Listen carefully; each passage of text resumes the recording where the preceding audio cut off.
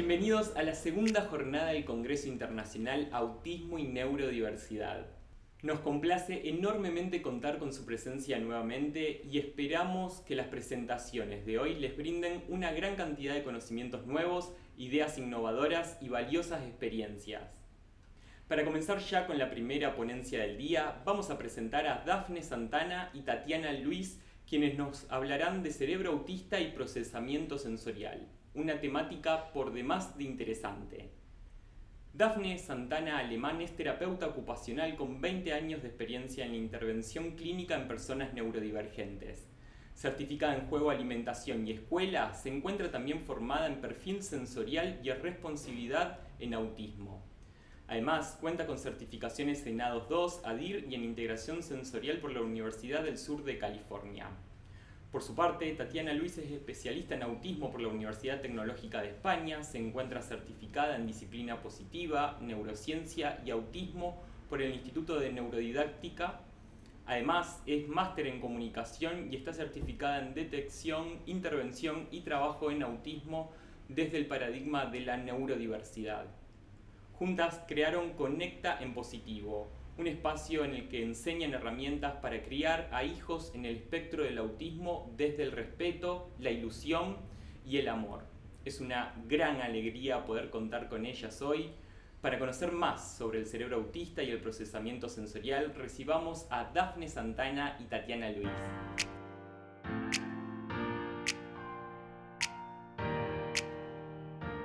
Buenos días, mi nombre es Tatiana Luis Mi nombre es Dafne Santana. y estamos aquí para hablar del cerebro autista y el procesamiento sensorial. Gracias a todos por la invitación a este congreso que sin duda seguirá aportando y divulgando sobre el autismo y la neurodiversidad, que pensamos que es más que necesario. Ahora, para empezar nuestra presentación, pues vamos a hablar de algo que nos apasiona realmente, y creo que todos los que están en este congreso pues estamos en la misma línea, que es el paradigma de la neurodiversidad. Seguramente lo han escuchado muchas veces y queremos arrojar también nuestra visión al respecto. El paradigma de la neurodiversidad es este, si se quiere, nuevo modelo que va alineado a lo que es celebrar, aceptar y abrazar la neurodiversidad. Entender que todos los tipos de cerebros o todos los neurotipos no solamente son importantes y necesarios para el desarrollo de la sociedad, sino que además son valiosos. Esto además viene desechando modelos antiguos, obsoletos, en los que el autismo era visto como una patología o un trastorno. Sin embargo, también queremos aportar la parte clínica. Para eso está aquí mi compañera Dafne Santana, que ella como terapeuta, con más de 20 años de experiencia y alineada al paradigma de la neurodiversidad, también tiene sus aportes, ¿no? Y su matiz dentro de todo esto, que al final la parte clínica sigue siendo necesaria. ¿A que sí, Dafne? Necesaria, muy necesaria, y siempre estamos muy alineados con el paradigma de la neurodiversidad, pero sin obviar los desafíos y fortalezas que pueden tener las personas autistas. Así es, y es necesario también el acompañamiento clínico, porque es cierto que el autismo es un neurotipo que puede manifestar con ciertas características. Pues hay personas que tienen ciertos desafíos, entendiendo que los desafíos también son por el entorno en el que se están desarrollando, pero el acompañamiento de un profesional, en este caso, que esté alineado completamente al paradigma de la neurodiversidad, es más que necesario. Así que para entrar en materia, vamos a empezar hablando de qué es el autismo. Nuevamente, hablamos de qué es el autismo. Y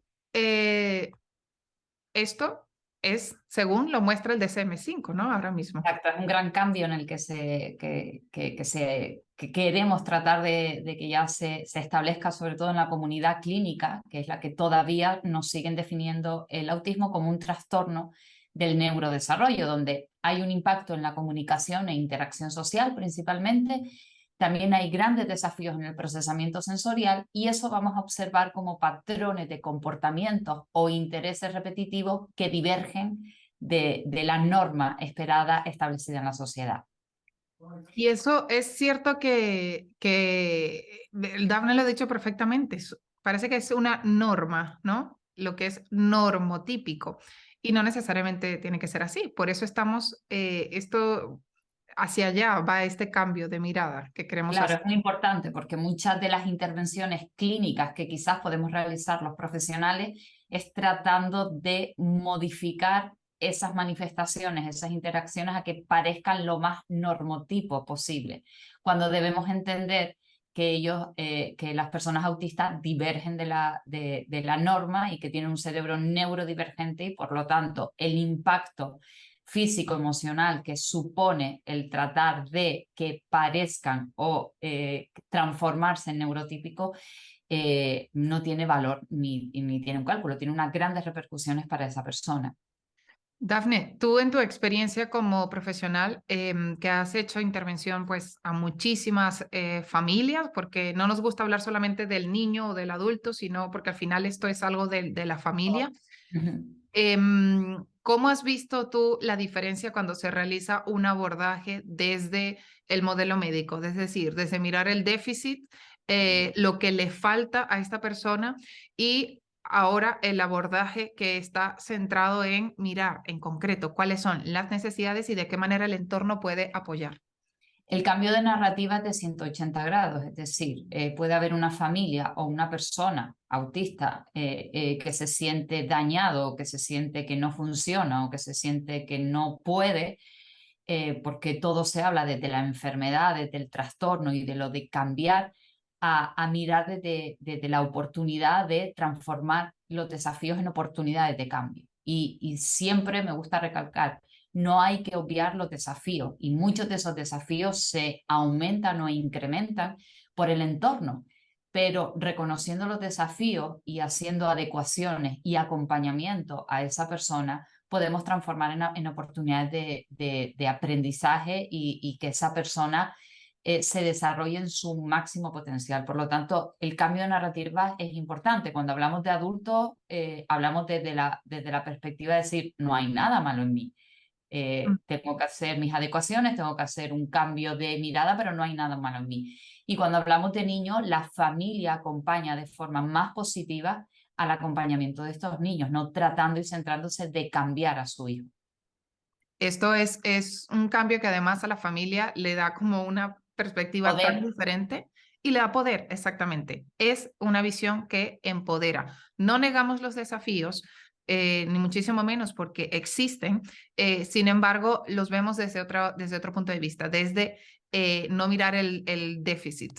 Les vamos a hablar ahora de que esto, según lo que nos han enseñado y lo que viene recogido en los manuales, cuáles son las características del autismo. Repito, características que han sido visibles durante años y que se han visto desde una perspectiva más, Patología. más patológica, correcto, ¿vale? Las podemos encontrar con desafíos en la comunicación, que es lo primero que vamos a observar. De hecho, en las primeras edades, las primeras señales en las que una familia se pone en alerta es mi hijo no habla, mi hijo no me llama, mi hijo no me dice mamá, papá, agua. Otro de las señales más evidentes son los desafíos a nivel de procesamiento sensorial. Muchas familias empiezan a observar en primeras edades o una selectividad de la alimentación o dificultad para determinadas ropas o determinados entornos en los que aparecen mucho berrinche. Un contacto visual inconsistente es una de las señales más nombradas en todas las intervenciones, en todos los simposios, todo. Es decir, el autista no mira a los ojos. Desafíos a nivel táctil, podemos empezar a ver en edades muy tempranas que caminan de puntillas. Se puede ver también hiper o hipoactividad, es decir, niños que están como lo que malamente se llama no para quieto, o más bien niños que carecen, ¿no?, de esta necesidad de explorar y de moverse. También son muy habituales las dificultades en el sueño, es una coexistencia muy habitual en las personas dentro del espectro autista, desafíos en la gestión emocional, ¿vale? Por un tema de la información que yo recibo de mi propio cuerpo, intereses profundos o especiales. Se ha visto también que las personas autistas tienen, cuando tienen un interés, pues lo profundizan a... de una manera muy, muy especial. Y aquí hay muchas familias que dicen, no, pero es que a mi hijo no le gusta nada. Pues probablemente no le gusta nada que quizás sea visible para ti o cumpla ciertas características, pero a lo mejor si hay algo, si activamos, como decimos Dafne y yo, el modo espía, podemos detectar cuáles son esos intereses. Y, por supuesto, un desafío en la adquisición del lenguaje. Repetimos, todo esto es comparado con niños normotípicos o de un Del desarrollo desarrollo esperado. esperado, ¿vale? Según pues la norma clínica. Sin embargo, lo que no vemos es que detrás de todos estos desafíos hay un cerebro con conexiones diferentes.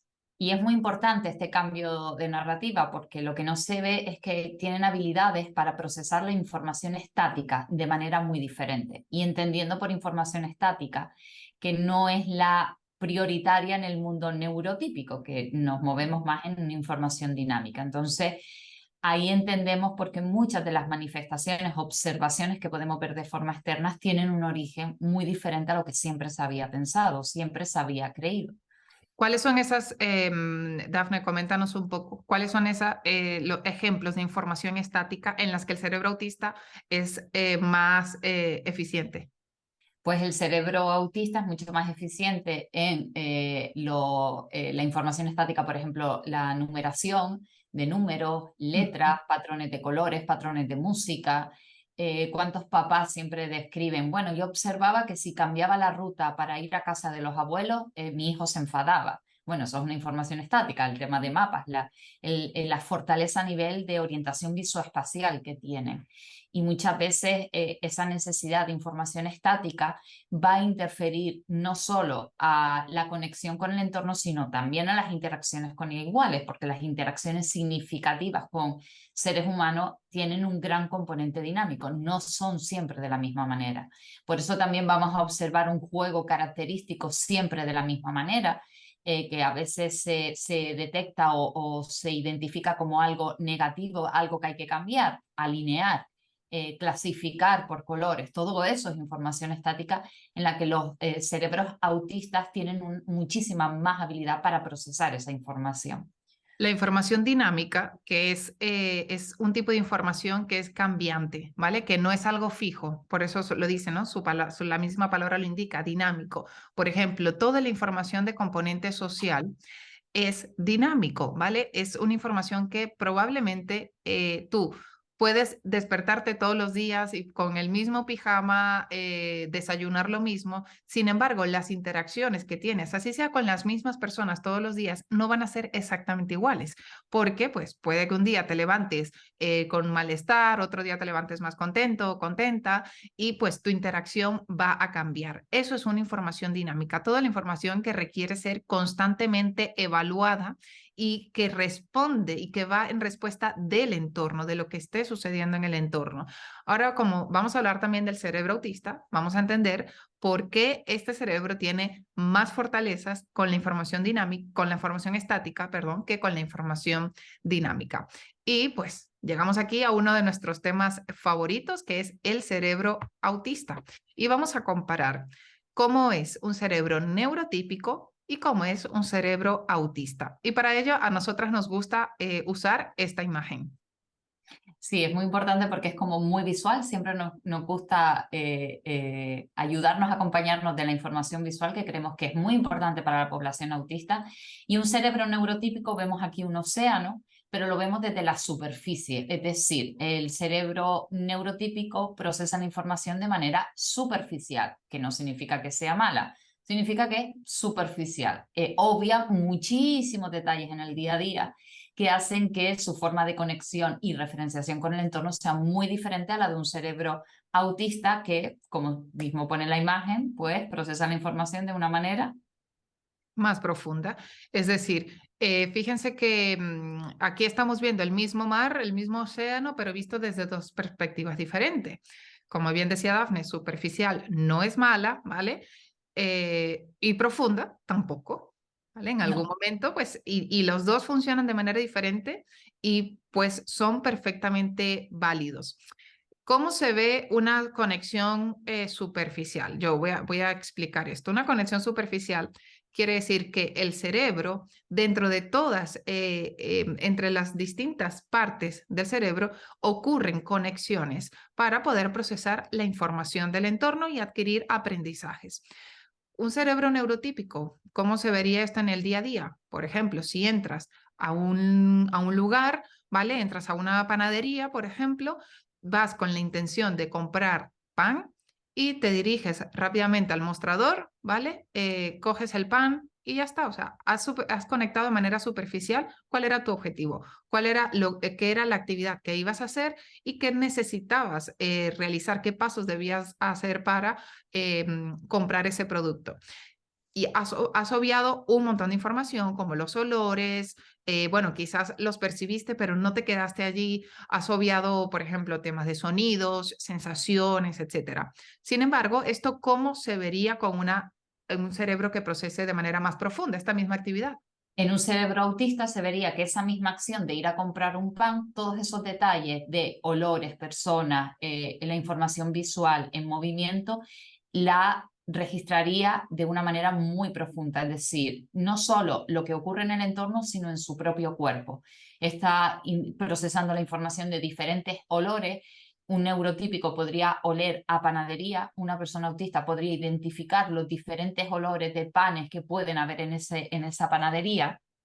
También las interacciones sociales en las que pueden estar personas hablando una conversación o en la fila, la temperatura del lugar, lo que me va a responder la persona a la que yo quiero comprar el pan, cómo está respondiendo mi cuerpo a esas entradas sensoriales, y eso lo que genera es un estado generalmente de mayor alerta que un cerebro neurotípico, es decir, es muy agotador todo el día hacer este proceso tan profundo de información en cada actividad que hagas en el día a día. Por eso el cerebro autista prefiere la información estática, es decir, la información que no cambia en el tiempo. Por ejemplo, una fecha, ¿vale? La fecha de un cumpleaños, ¿vale? Solo la procesas una vez y ya está, de manera muy profunda, pero esa fecha no va a cambiar. No tengo que volver a hacer todo este ejercicio que es realmente agotador. Y aquí hay muchos adultos autistas que hacen activismo en redes sociales y cuentan su experiencia de que están agotados permanentemente. Viven agotados en su día a día. Mucho una de las señales, si escuchamos a la población autista adulta, que es muy importante escucharla porque da mucha información de desafíos que pueden tener los niños y que no tienen la capacidad o la forma de comunicarlo de una manera entendible para todos nosotros. Los adultos muchas veces dicen: yo vivo permanentemente agotado, es decir, llevar a mis hijos al colegio, tener que estar en el trabajo, simplemente que me llamen por teléfono sin yo esperarlo, alguna interrupción en mi día a día que yo no tenía estructurada anticipada, genera un impacto en su función ejecutiva, nunca mejor dicho, en el poder hacer. Entonces, el adulto quizás tenga más herramientas o estrategias para lidiar con todo eso, pero en un niño generalmente lo que vamos a ver son desbordamientos, berrinches y siempre con la mirada de la parte conductual, cuando hay algo mucho más orgánico que está ocurriendo aquí. Y es importante tenerlo presente. Este cerebro autista, ya sabéis que el cerebro humano hace conexiones permanentemente, o sea, de manera constante está conectando los distintos lóbulos para procesar la información.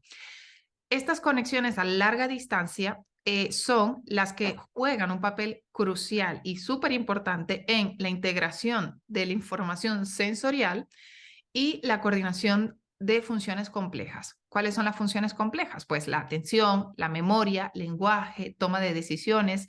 Hay muchas personas, también familias, que refieren, no es que a mi hijo le cuesta decidir, le cuesta tomar decisiones, precisamente porque esa conexión a larga distancia puede que esté ocurriendo no nos gusta decir más lento, sino porque de la forma en la que esa conexión se hace, que es de una manera muy profunda, por supuesto, tiene como que mucho más trabajo que hacer, mucha más información que procesar y puede que esa conexión se realice de una manera, pues, a un ritmo diferente a como se realizaría en un cerebro neurotípico.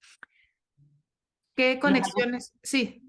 Sí, no, iba a hablar de algunos ejemplos de conexiones de larga distancia que incluyen. Entonces, bueno, pues podríamos tener esta vía corticoespinal que conecta el cerebro con la médula espinal y controla, por ejemplo, los movimientos musculares. ¿Cuántas personas autistas siempre dicen que parecen descoordinados, que parecen más lentos que otras personas, que les cuesta tener una coordinación o si están haciendo dos acciones a la vez?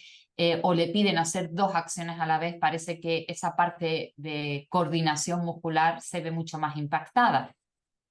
También otra conexión, otro ejemplo de una conexión a larga distancia es la vía córtico-talámica, ¿vale? Que conecta cerebro con los núcleos talámicos. Vamos a hablar del tálamo más adelante, pero esto es súper importante, quédense con esto, que aquí esta conexión juega un papel crucial en la percepción sensorial, ¿vale? Y ya lo vamos a hablar más adelante cuando hablemos de procesamiento sensorial, pero el 98, del 92 al 98% de la población autista tiene un desafío de procesamiento sensorial. También por otro lado tenemos la vía asociativa parietal, que lo que hace es conectar las áreas parietales con otras áreas del cerebro. Y esta vía juega un papel en la percepción espacial y de la atención.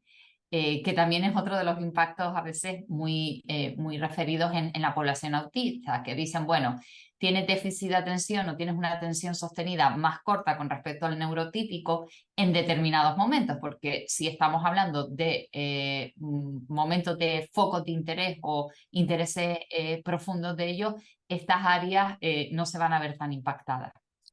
Claro, porque son además otras conexiones que se observan a través de una prueba que es resonancia magnética DTI, ¿vale? Luego lo pueden buscar, pero es una prueba, la verdad, no invasiva que se ha medido, ¿no?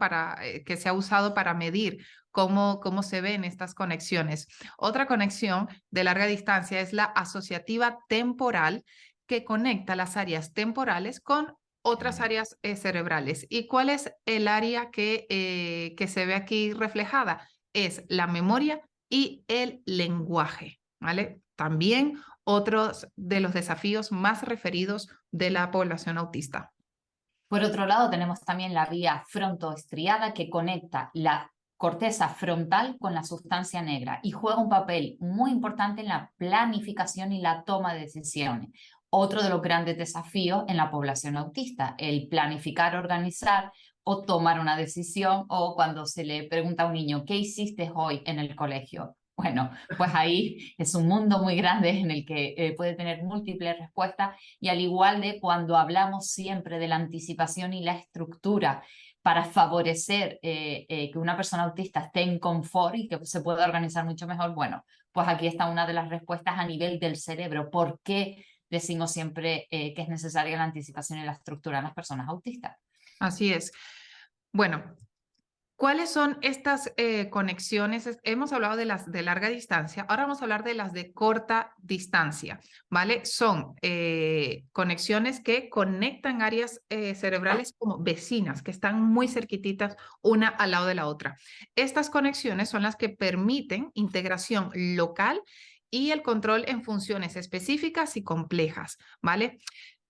Vamos a explicar cuáles son estos tipos de conexiones de corta distancia. Tenemos las intracorticales que conectan las células nerviosas dentro de la corteza cerebral. Después También, también tenemos las conexiones entre áreas sensoriales y motoras, que permiten la coordinación de la percepción sensorial y los movimientos musculares. Y es muy importante esta apreciación porque muchas familias o muchas personas autistas consideran que solo los desafíos de procesamiento sensorial van a impactar en sus estados de alerta, hipersensibilidad o hiposensibilidad.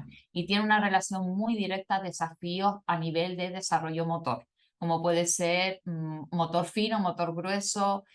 Aquí es donde hay muchas de las respuestas que se dan cuando hay unos desórdenes de procesamiento sensorial. Vale. Otra, por ejemplo, es la conexión intracortical en la corteza auditiva, ¿vale? Permite la integración de la información auditiva y la discriminación de sonidos complejos. Y aquí esto también es algo, se ve también que es algo a destacar, ¿no? De las personas autistas, que tienen una gran sensibilidad para no solo para escuchar sonidos, sino para discriminar y entender la cantidad o los diferentes sonidos que hay en un mismo entorno.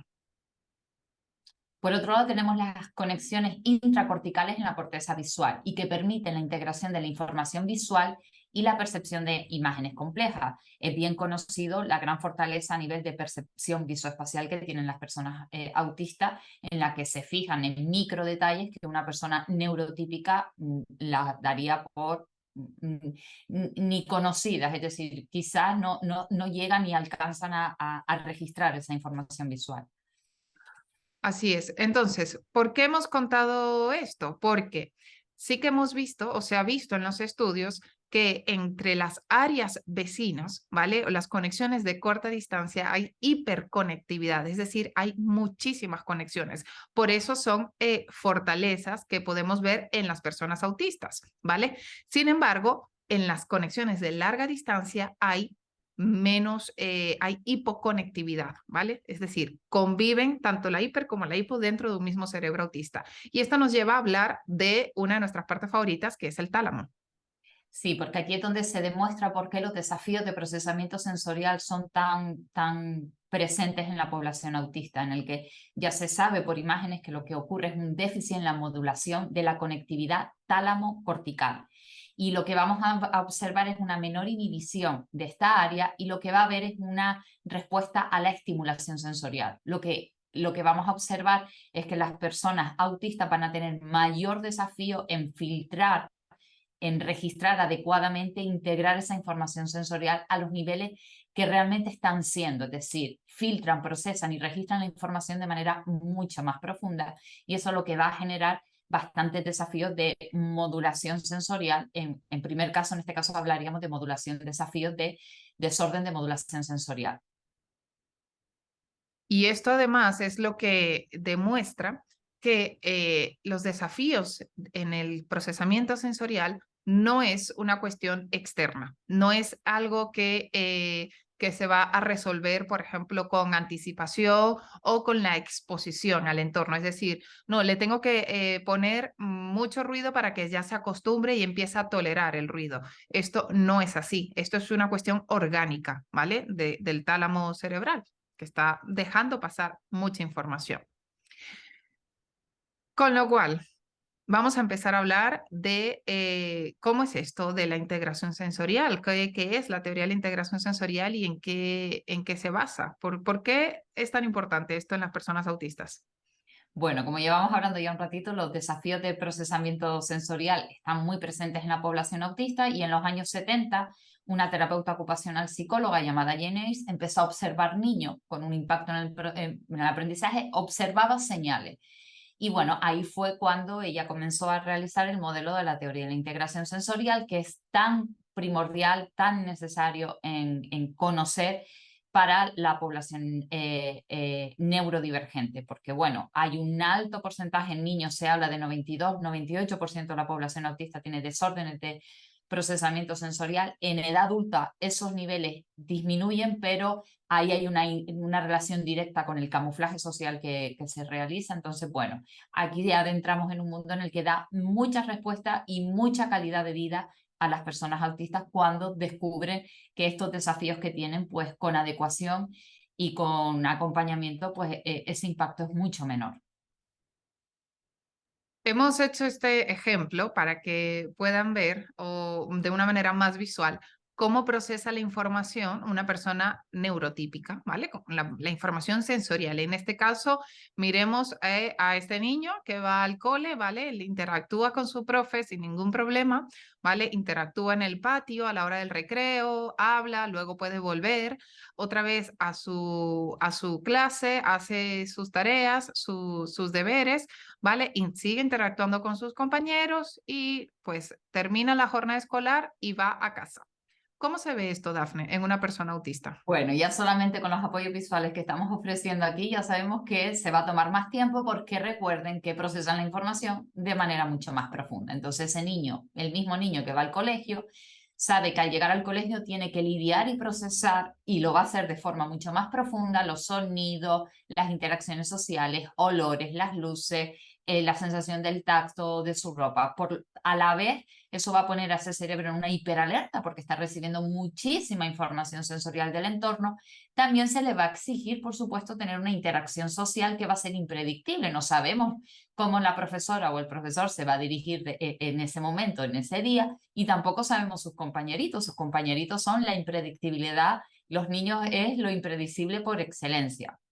Aparte de eso, que le están ofreciendo información dinámica y él va a poder estar mucho mejor vinculado con información estática, le va a tomar mucho más tiempo de procesar esa información, va a ser mucho más lento en tomar una respuesta, una reacción con respecto a otro compañerito. Y a la vez, pues en todo ese momento hay interacciones con iguales, hay juegos, hay momentos de aprendizaje, aprendizajes nuevos, y al final del día, al final de la salida del cole, pues podemos ver a un niño evidentemente sobresaturado, agotado y cansado. Y posiblemente la familia lo vea un poquito enfadado. Claro, y además muchas familias refieren de estaba bien, pero ha sido salir del cole y ya estalla, ¿no? Explota.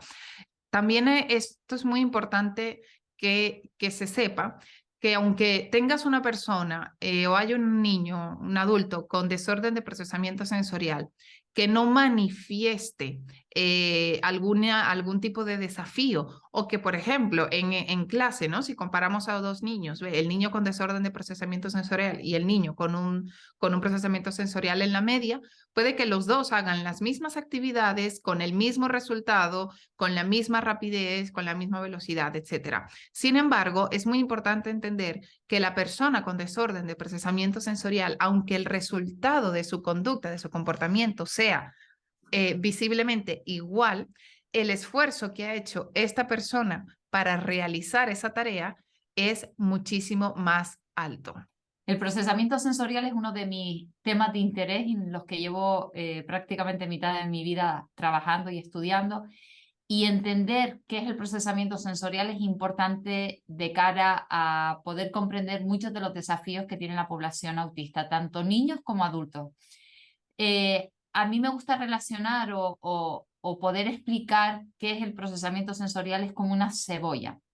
¿Y por qué es una cebolla? Porque la cebolla está compuesta por capas y supercapas que unas a otras se van tocando y unas a otras dependen de otras. Y eso es lo que hace lo difícil de comprender qué es un adecuado procesamiento sensorial. Cómo unos sistemas sensoriales dependen de otros sistemas sensoriales y cómo unos sistemas sensoriales pueden desregular otros sistemas sensoriales.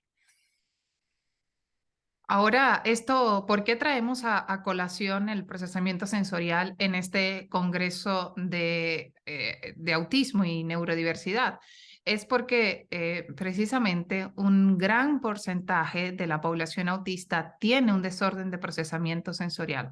Los estudios aseguran que del 92 al 98% de la población autista tienen un desorden de procesamiento sensorial, que es una condición neurológica en la que las personas tienen una dificultad para percibir o responder a cualquier estímulo. Es importante que se entienda que estos estímulos no son solamente estímulos sensoriales del entorno, sino incluso de su propio cuerpo. Es muy importante saber que el procesamiento sensorial es la capacidad que tiene nuestro sistema nervioso, es decir, nuestro cerebro, que como bien decía mi compañera Tatiana, de procesar y organizar e integrar adecuadamente, es decir, en niveles adecuados, la información sensorial que recibimos del entorno y del propio cuerpo. Y eso va a facilitar que las personas con un adecuado procesamiento sensorial tengan estados de alerta, de calma y atención para diferentes momentos del día. Por otro lado, es muy importante entender y comprender que los desafíos de procesamiento sensorial no son visibles.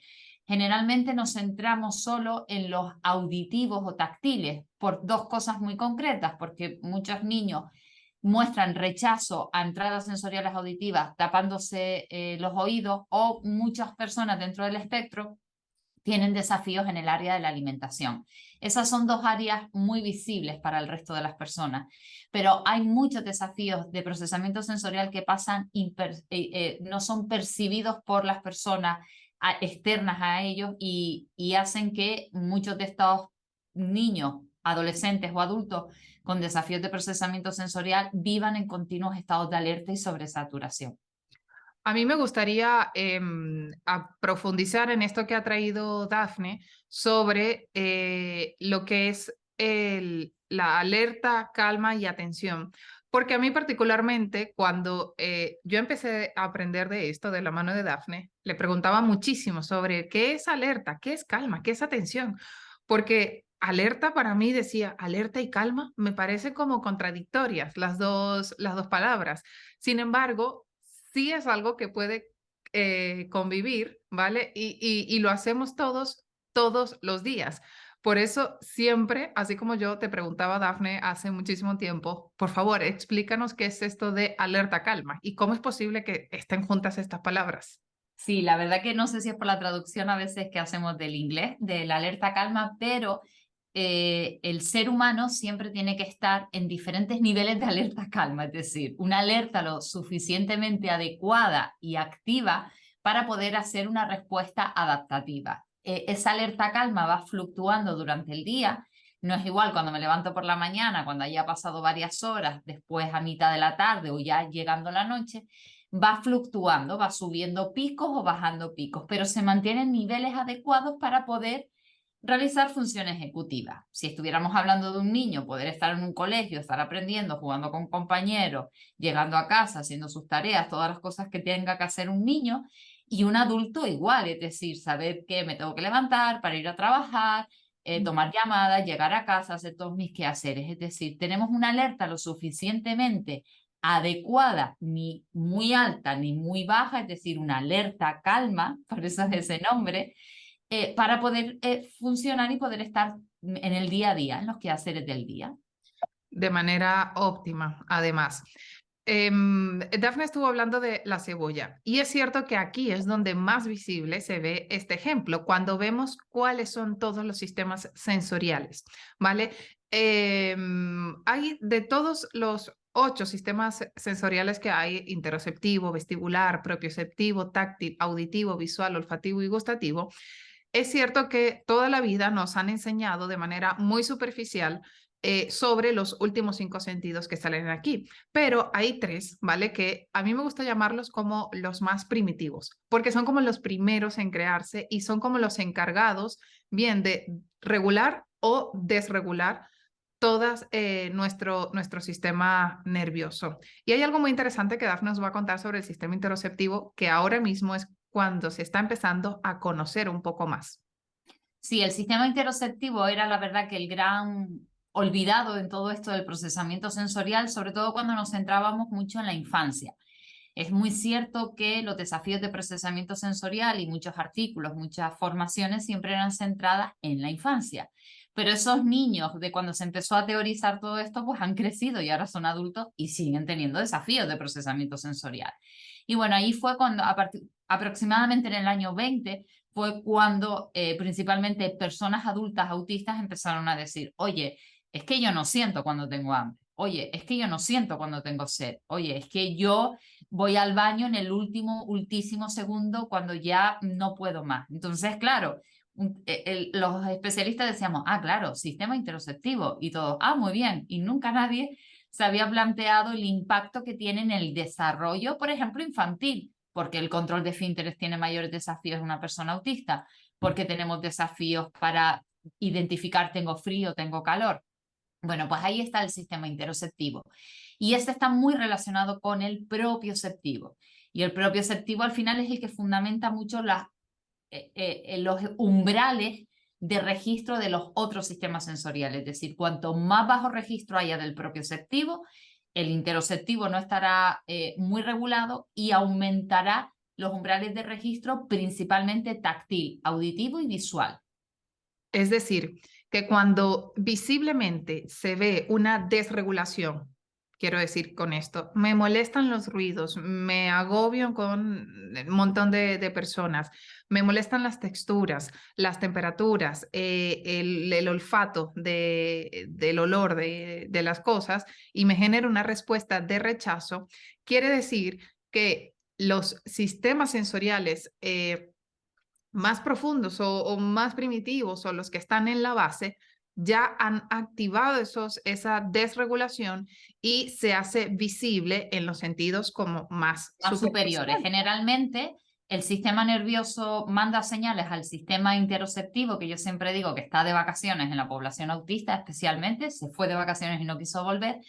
Y el sistema nervioso dice, bueno, no me están haciendo caso, yo estoy mandando señales internas del cuerpo que te estás poniendo en un entorno de alta demanda y tú no estás respondiendo a ese entorno de alta demanda, tú no eres consciente que te estás exponiendo. Entonces el sistema nervioso dice, bueno, voy a aumentar la hipersensibilidad auditiva porque sé que ahí sí me vas a hacer caso.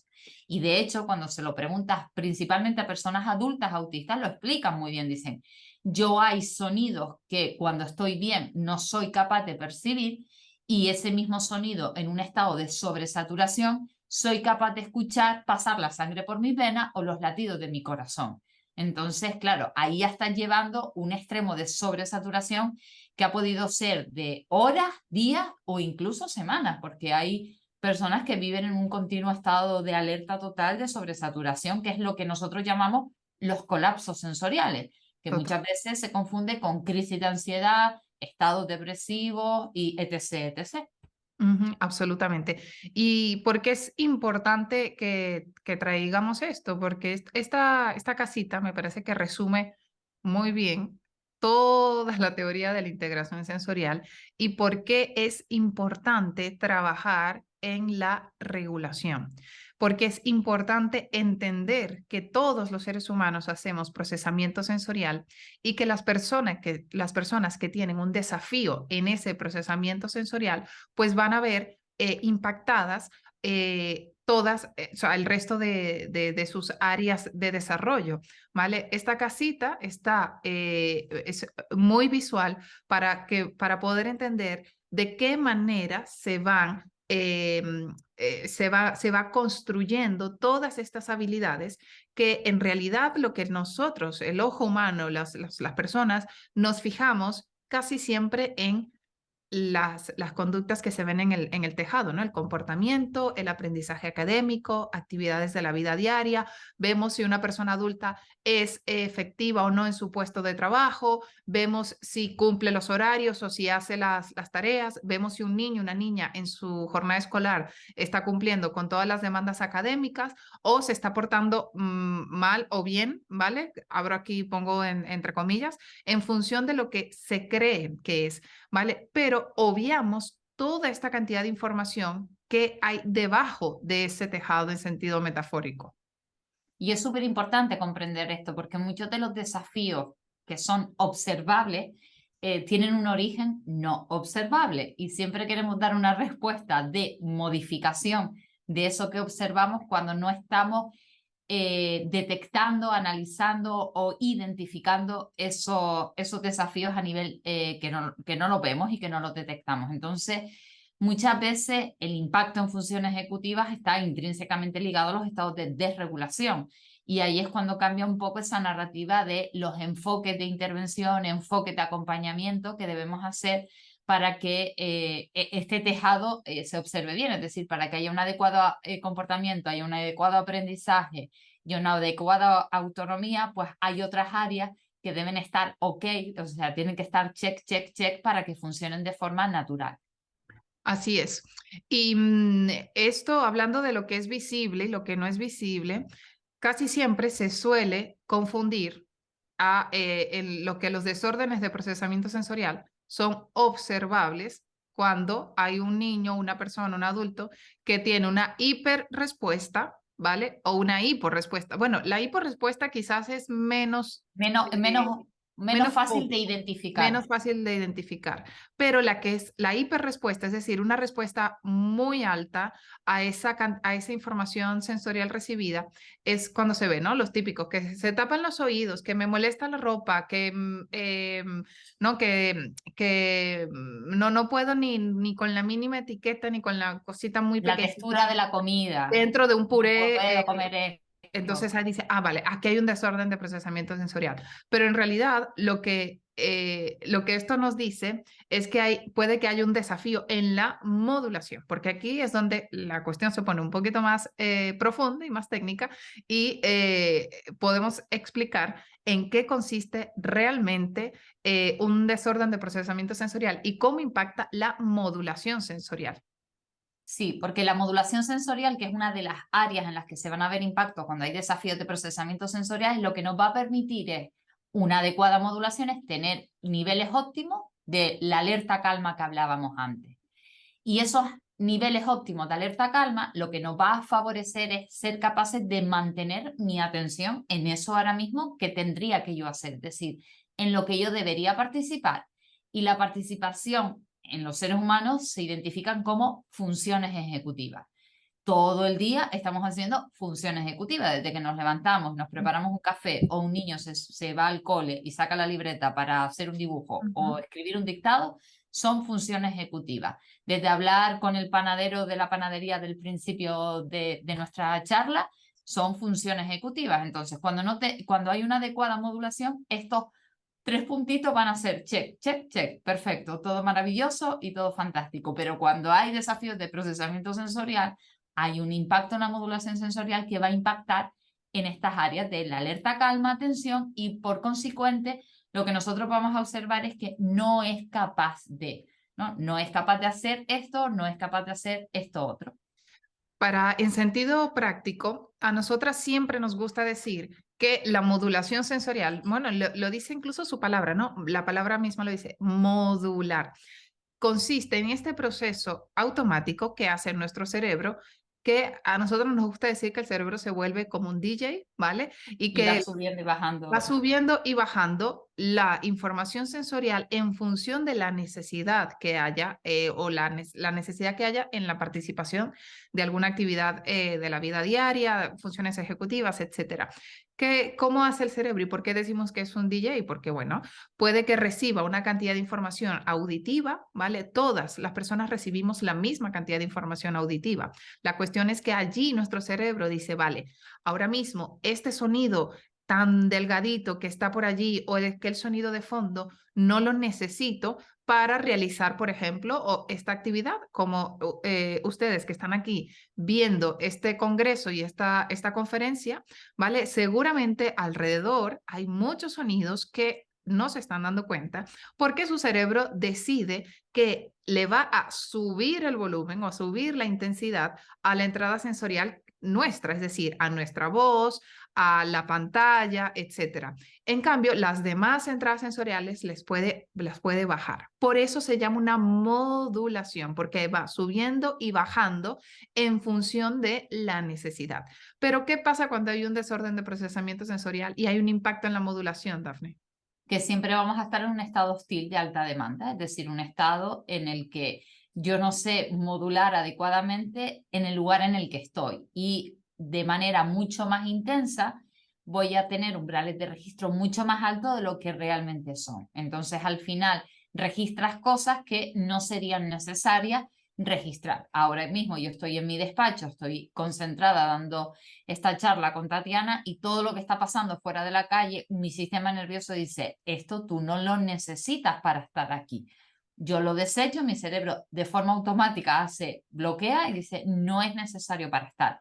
Ahora, si nosotras dos nos trasladáramos y nos teletransportáramos a la selva amazónica, evidentemente tendríamos que registrar otras entradas sensoriales para poder sobrevivir. Nuestro estado de alerta calma sería muy diferente. El problema es que los desafíos de modulación sensorial en las personas autistas es como si estuvieran en un estado hostil las 24 horas del día. Y eso hace que vaya sobresaturándose la persona y el estado de confort, yo no estoy disponible para estar aquí, porque yo estoy en alerta continua, algo me va a pasar y mi cerebro me tiene que proteger. Así es. Entonces, si nuestro cerebro está en alerta permanentemente, pues las oportunidades de aprendizaje significativo se disminuyen drásticamente. ¿Y cómo se ve la modulación sensorial? Pues como esta ola, ¿vale? Como estas ondas que Dafne comentaba antes, al principio. Recuerden que nuestro cerebro es una máquina maravillosa que nos ayuda a sobrevivir, a mantenernos vivos, y para que haya un estado de confort lo suficientemente bueno o adecuado para que nuestro cerebro pueda decir, ok, estoy seguro, no voy o voy a bajar mi estado de alerta, pues es necesario que nos mantengamos dentro de esta onda que se ve aquí. Y es súper importante porque cuando estamos por encima de esa onda, pensamos que nos pueden atacar o podemos huir o nos podemos quedar paralizados. Es cuando somos incapaces a veces, pues, de poder verbalizar y poder hablar y poder estar, o corro o huyo o me protejo. Y por debajo lo que pasa es un estado de desconexión totalmente del entorno, en el que no eres ni consciente que te estás exponiendo a ese entorno hostil. Muchas veces, muchas de las personas que están en estos entornos bajos es que no son ni conscientes de lo que está ocurriendo en su alrededor.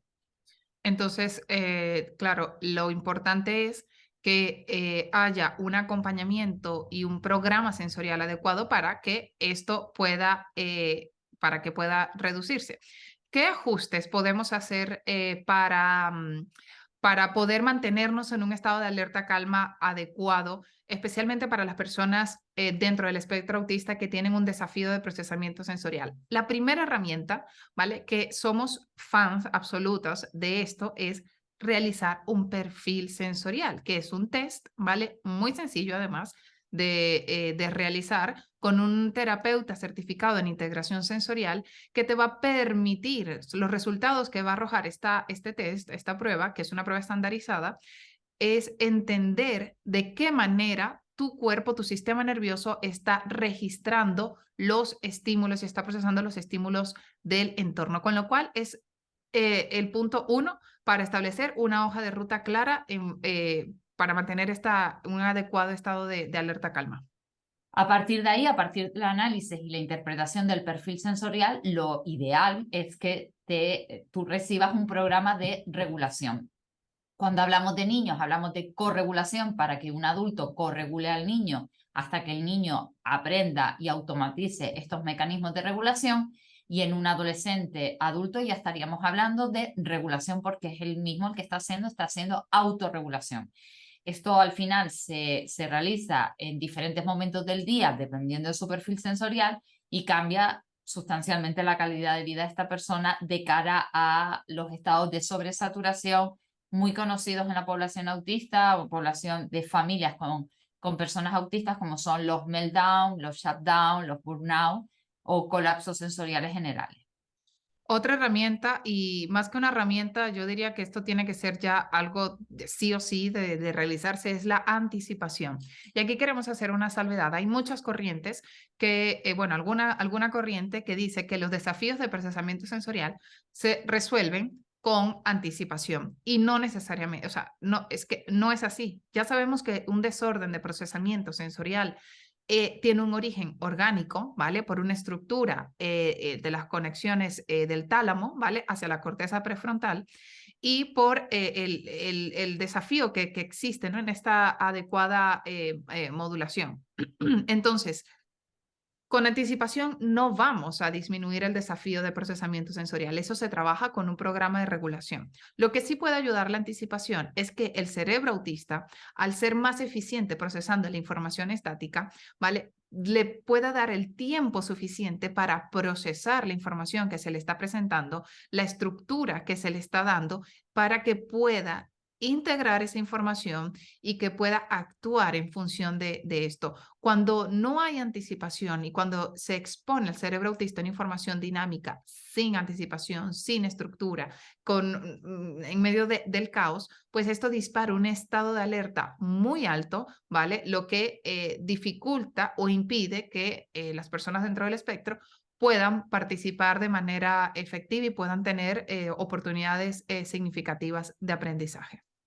Por otro lado, es fundamental comprender y entender la población en general y en particular las familias, si estamos hablando de niños dentro del espectro, que las adecuaciones sensoriales, tanto en el hogar, hablamos hogar, colegio, trabajo, ojalá algún día puedan ser también adecuaciones sensoriales en los entornos generales, son fundamentales. Porque a nivel de regulación podemos trabajar bastante acompañamiento de regulación en determinados sistemas, pero hay entornos como a nivel visual, a nivel de sobrecarga, de auditiva, de los entornos que desde fuera somos agentes externos del cambio, es decir, con pequeñas adecuaciones hacemos la vida mucho más sencilla y más amigable para las personas que tienen desafíos de procesamiento sensorial. Así que ya saben, familias y todos los profesionales que están aquí, perfil sensorial, programa de regulación, anticipación y adecuaciones sensoriales. Para nosotras es nuestro kit básico de supervivencia para las personas dentro del espectro autista. Y ya con esto se nos ha acabado el tiempo. Esperamos que les haya gustado. Para nosotros ha sido un placer poder participar en este tercer congreso de autismo y neurodiversidad y estamos muy agradecidas. Es un orgullo, sí, la verdad es que sí, sobre todo que se nos haya dado la oportunidad de esta pequeña ventanita de transmitir estas cosas para familias o personas autistas que no son conscientes de todos estos desafíos que puedan estar, porque muchos quizás todavía no perciben que esto les pueda estar pasando. Así que muchísimas gracias y ya sabéis, somos Dafne Santana, Tatiana Luis. Nos tienen a disposición en nuestros canales de Instagram, Dafne Integración Sensorial o Autismo en Positivo. Así que por allí podemos seguir en contacto. Muchísimas gracias por Muchas gracias. estar hasta aquí. Adiós.